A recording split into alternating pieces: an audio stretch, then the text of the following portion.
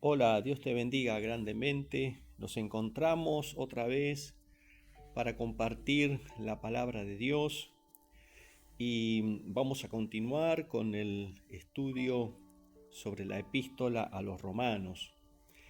Resumiendo lo que veníamos viendo anteriormente, hablábamos de el problema del pecado, cómo la obra de Cristo ha solucionado nuestro problema, que es el pecado. La muerte al pecado. Hemos sido librados de la esclavitud del pecado mediante la muerte de Cristo. Hemos sido sepultados juntamente con Cristo y resucitados a una nueva vida. También hablábamos de ser libres de la esclavitud de la ley. Sabemos que la ley fue dada por Dios, la ley es pura, es santa, es eterna, es perfecta. Pero la ley no fue dada para ser cumplida, es imposible cumplirla.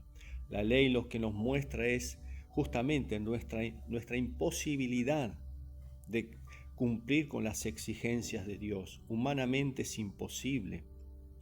Por eso que al querer cumplir la ley nos volvemos esclavos, y todo aquel que quiera cumplir la ley para ser justificado, para poder acercarse a Dios, tiene que cumplirla toda, porque con una sola ley que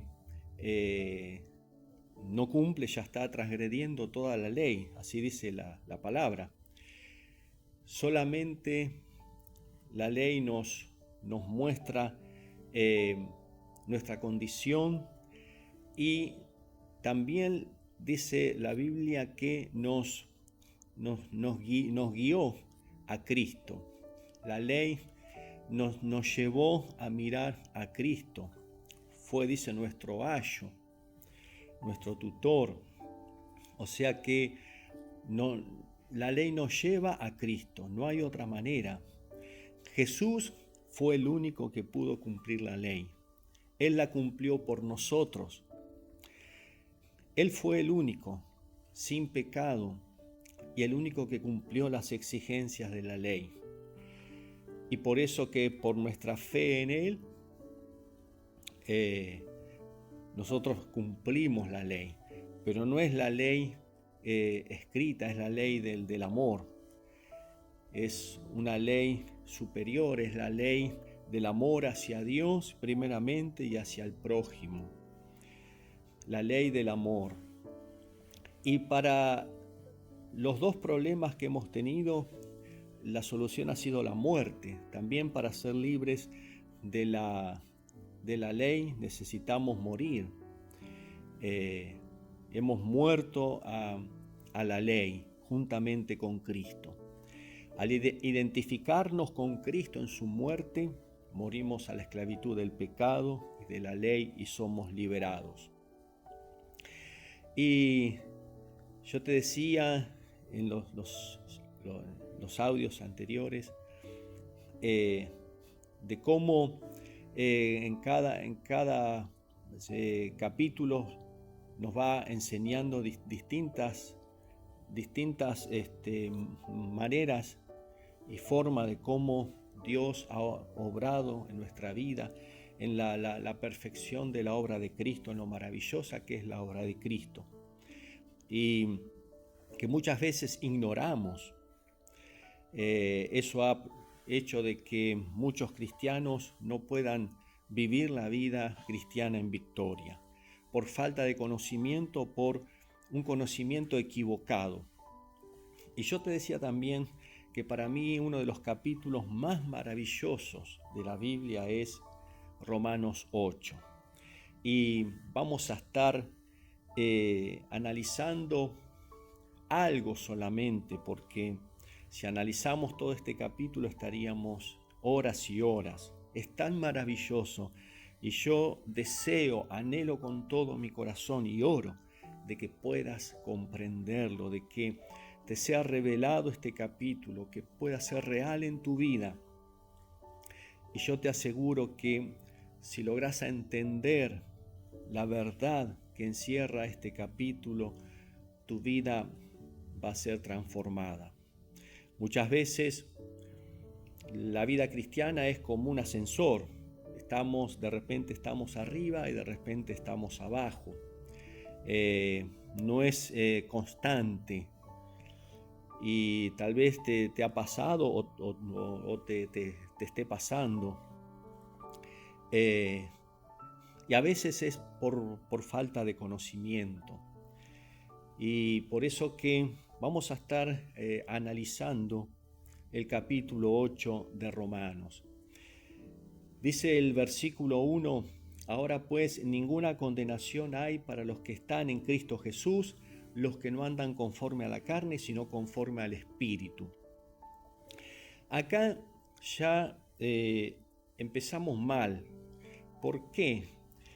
Porque en esta versión, la versión de Reina Valera, la que usamos normalmente, se ha agregado una parte al final que en el texto original no aparece. En el texto original dice, ahora pues ninguna condenación hay para los que están en Cristo Jesús. Y ahí termina.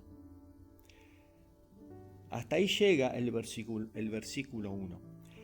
Lo demás dice, los que no andan conforme a la carne, sino conforme al Espíritu.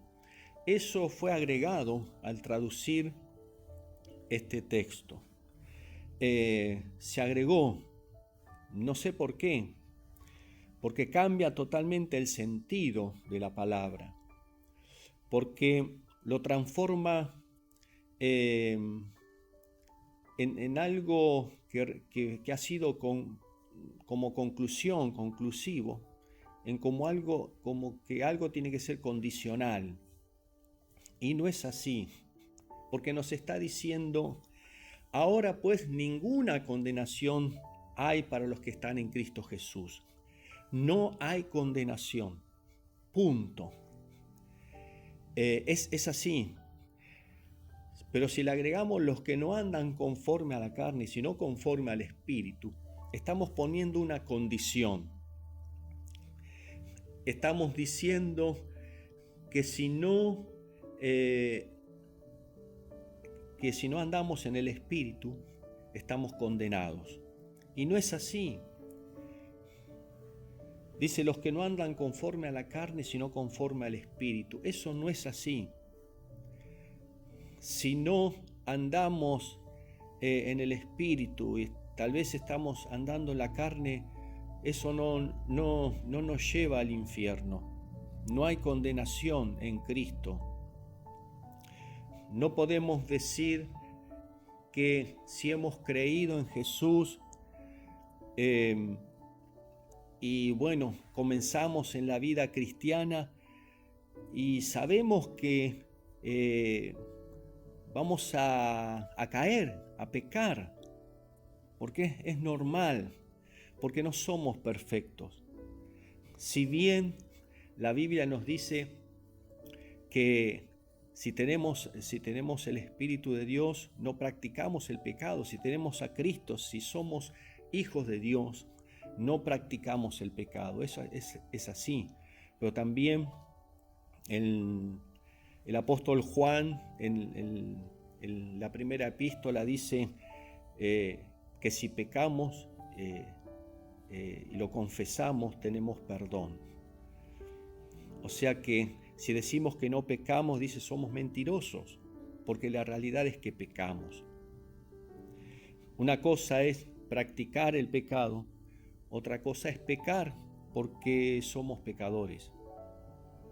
Por eso que el capítulo 8 también vamos a ver que nos habla de que nuestra carne, mientras estemos viviendo en la carne, en este mundo, nuestra carne está inclinada a pecar, a vivir en contra de Dios. Por eso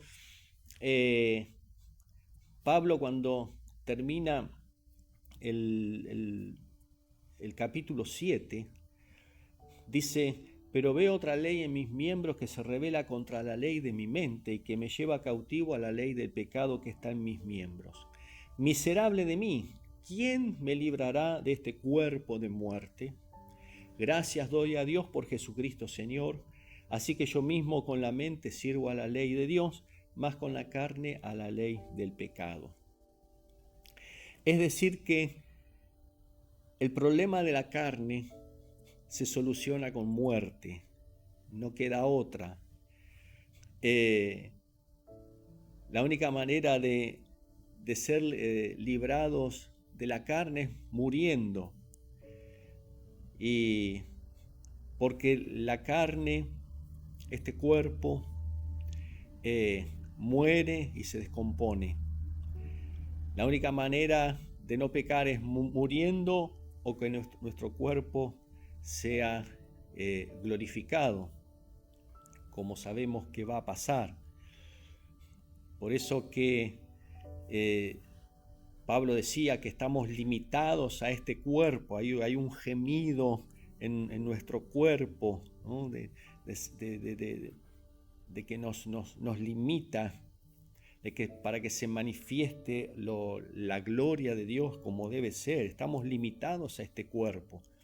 Y este cuerpo le atrae las cosas que son del mundo, tiene la Biblia dice los apetitos de la carne, la concupiscencia de la carne. Pero no significa que si pecamos estamos condenados. No es así. A veces se dice que si uno peca cae de la gracia. Es una frase que a veces se escucha en el ambiente cristiano. Si uno pecó cayó de la gracia. Y no es así, porque eso viene de Gálatas en el capítulo 5, verso 4, dice: de Cristo os desligasteis los que por la ley os justificáis, de la gracia habéis caído. Pero acá el apóstol Pablo viene hablando de la ley. Los Gálatas tenían el problema que estaban queriendo volver a la ley. Por eso el apóstol Pablo les dice: si ustedes vuelven a la ley, van a dejar a un costado a Cristo, la obra de Cristo, o sea que van a caer de la gracia. Y eso sí es grave. Pero el hecho de que uno cometa pecados no significa que cae de la gracia. La Biblia dice que si pecamos, lo confesamos, Dios nos perdona.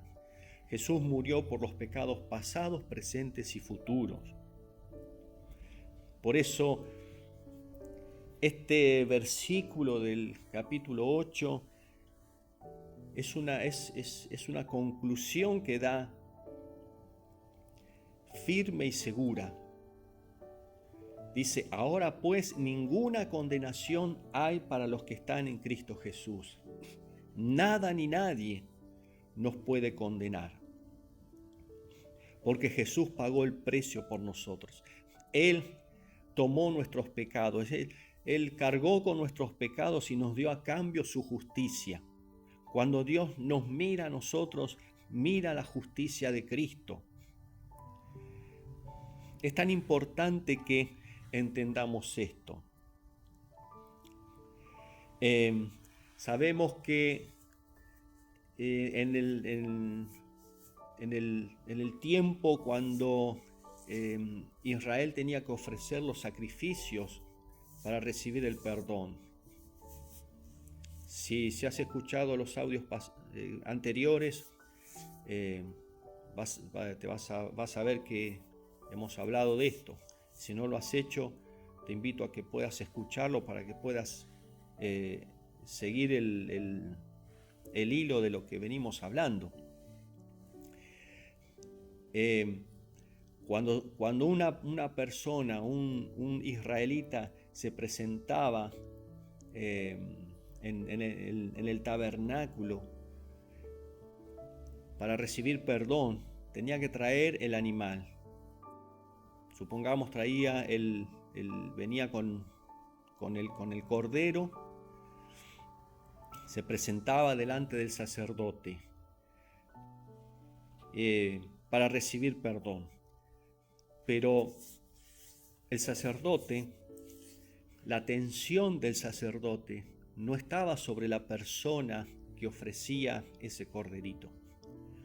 La atención del sacerdote estaba sobre ese cordero. ¿Por qué? Porque Dios les había dado instrucciones precisas de cómo tenía que ser ese cordero, porque estaba simbolizando al Cordero de Dios. Decía que tenía que ser perfecto, sin ningún defecto. No se debía quebrar ningún hueso, no tenía que tener ningún defecto. Por eso que la mirada del sacerdote estaba sobre ese cordero, tenía que revisarlo muy bien para ser presentado delante de Dios, para que después esa persona fuera perdonada. Y otra cosa es también que una vez al año dice que el sumo sacerdote debía entrar en el lugar santísimo y rociar el propiciatorio del arca con sangre una vez al año. Solamente el sumo sacerdote debía entrar. Y dicen que le ponían algunas campanitas para que se escuchara el ruido. ¿Por qué? Porque una de las cosas que se dice es porque el sumo sacerdote no podía estar en pecado, porque podía caer muerto. Eso está bien, pero también, y yo creo que el mayor temor que tendría el sumo sacerdote era de que ese cordero que se ofrecía, ese animal que se ofrecía, tenía que ser sin defecto. No podía tener defecto. Tenía que ser aceptado por Dios, porque era muy sagrado. Era muy sagrado, porque ese sacrificio, como decía, simbolizaba la obra de Cristo. Por lo tanto, si ese sacrificio no era aceptado por Dios, corría peligro de muerte el sumo sacerdote y además el pueblo no era perdonado. Es por eso que yo me imagino la alegría que tendría la gente, porque dice que estaban todos alrededor del tabernáculo. Era un momento muy solemne. Y cuando salía otra vez el sumo sacerdote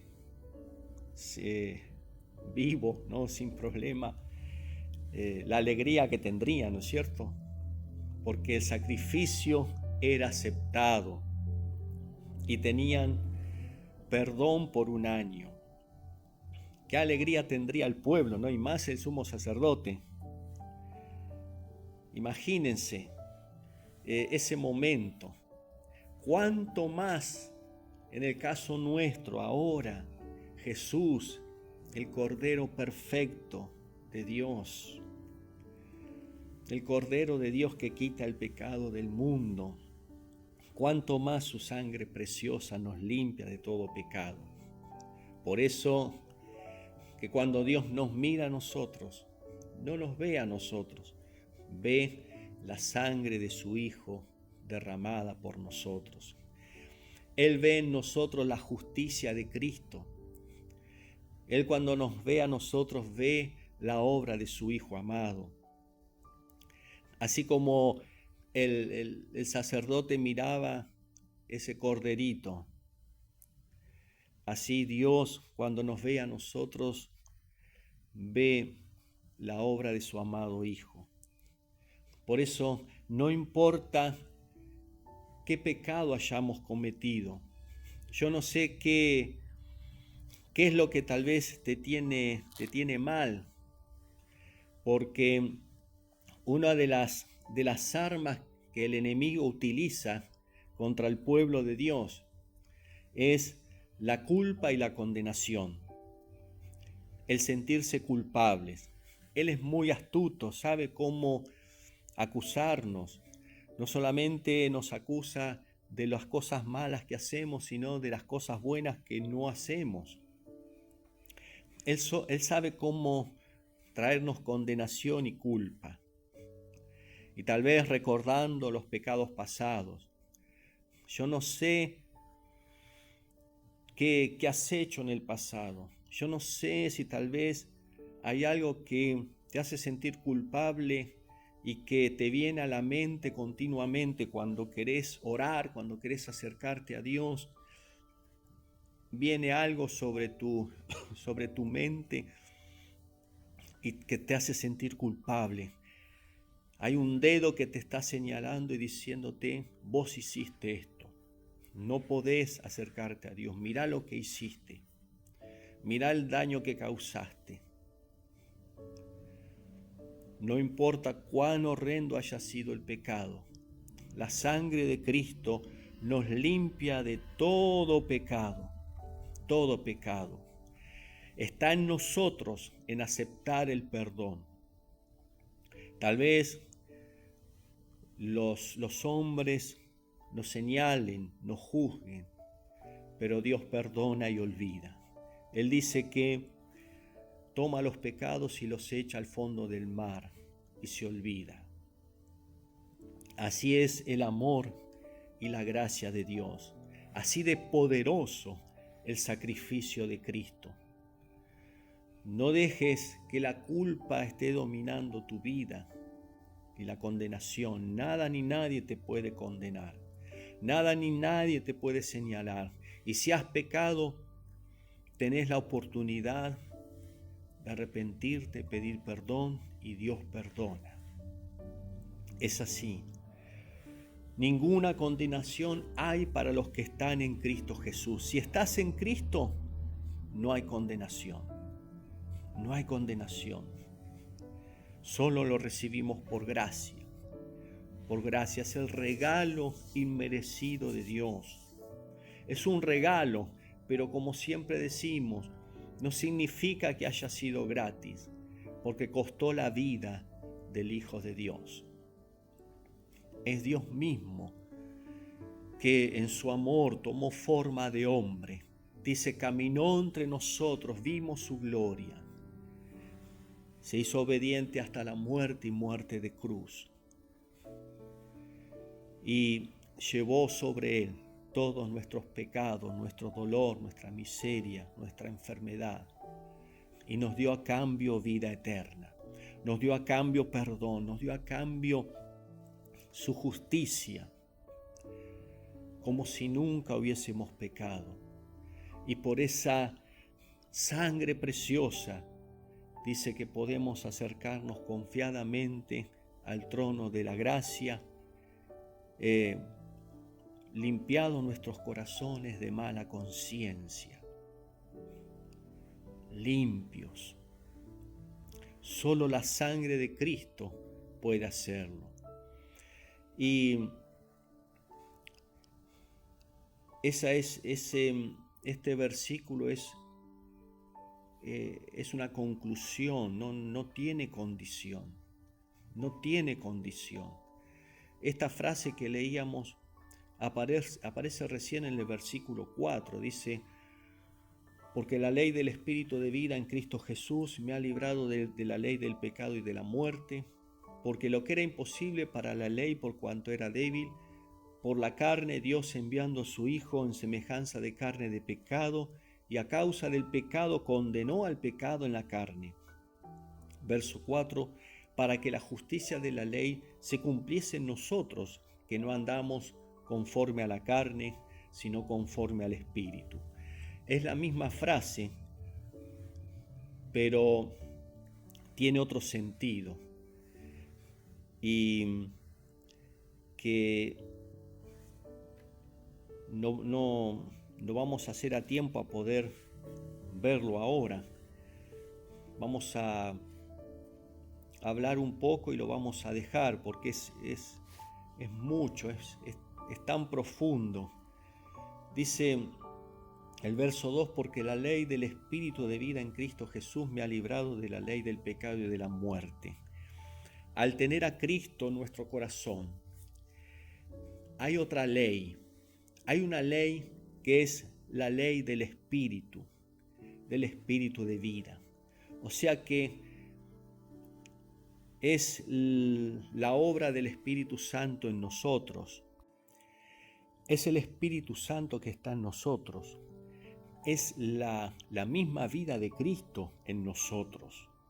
Es la vida de resurrección de Cristo en nosotros. Dice que hemos muerto juntamente con Cristo, hemos resucitado con Cristo, pero además tenemos la vida de Cristo en nosotros. Por eso que es tan glorioso, es tan maravilloso. Y acá nos está diciendo que es la ley del Espíritu de vida. Es una ley.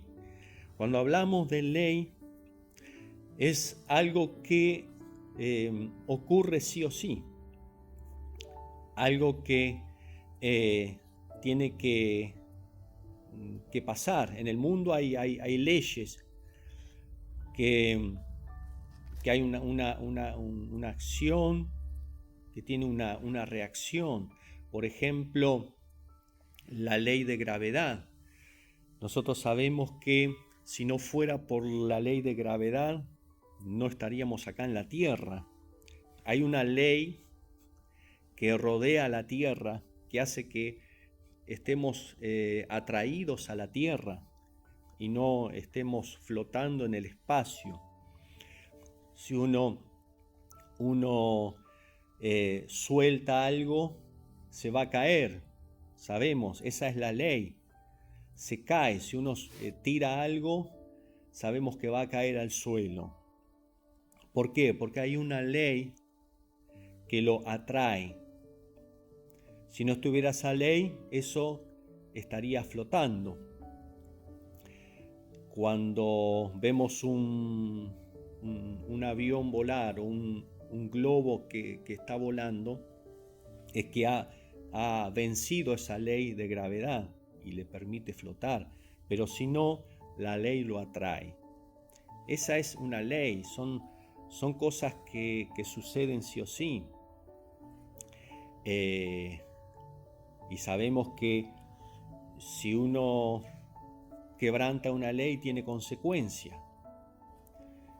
Sabemos que están las leyes de tránsito. Si uno la quebranta, eso tiene consecuencia. Porque hay una ley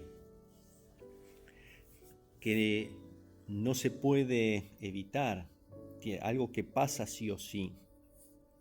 Sabemos que también hablábamos de esa ley del pecado, ¿no es cierto? Es que nos lleva a pecar, como veíamos en el capítulo 7, dice: porque según el hombre interior me deleito en la ley de Dios, pero veo otra ley en mis miembros, que se rebela contra la ley de mi mente y me lleva cautivo a la ley del pecado que está en mis miembros. Fíjese que está hablando de leyes, son distintas leyes que ocurren en nuestra vida, con las que uno tiene que luchar, y que a menos que alguien nos libere, nos va a llevar al pecado, al fracaso. Por eso Pablo dice: miserable hombre de mí, ¿quién me va a librar de este cuerpo de muerte? Pero acá en el capítulo 8, verso 2 dice: porque la ley del Espíritu de vida en Cristo Jesús me ha librado de la ley del pecado y de la muerte. La ley del Espíritu de vida. Qué glorioso que es, qué tremendo, qué maravilloso es la ley del Espíritu de vida. Esa ley que nos lleva a vivir en victoria, a vivir en victoria sobre todas las cosas, sobre el pecado, sobre la muerte. Es tan glorioso, pero vamos a dejarlo acá. Gracias por haber escuchado hasta el final. Yo te invito a que sigas escuchando. En el próximo audio vamos a continuar con este capítulo de Romanos. Vamos a orar. Señor, gracias. Gracias por tu palabra. Gracias por tu obra, Jesús. Yo te pido que estés obrando, Señor, en cada persona que está escuchando. Señor, si se siente culpable, te pido que pueda experimentar la liberación, Señor, de la culpa y la condenación. Si te sentís culpable, si hay algo que te está acusando, un pecado, pedile perdón a Dios. Dios te perdona. Dios te perdona. No lleves más esa carga. Libérate de esa carga ahora mismo. Libérate. No hay condenación para los que están en Cristo Jesús. No hay condenación. Recibí el perdón de Dios. Recibí la gracia de Dios. Señor, pido que estés obrando, Dios mío. Sea libre, Señor, de toda condenación y toda culpa, Señor. Y que la sangre de Cristo, Señor, esté limpiando, Señor, todo pecado, Dios mío. Queda cubierto con la sangre de Cristo. Gracias, Señor, gracias. Muchas gracias en el nombre de Jesús. Dios te bendiga.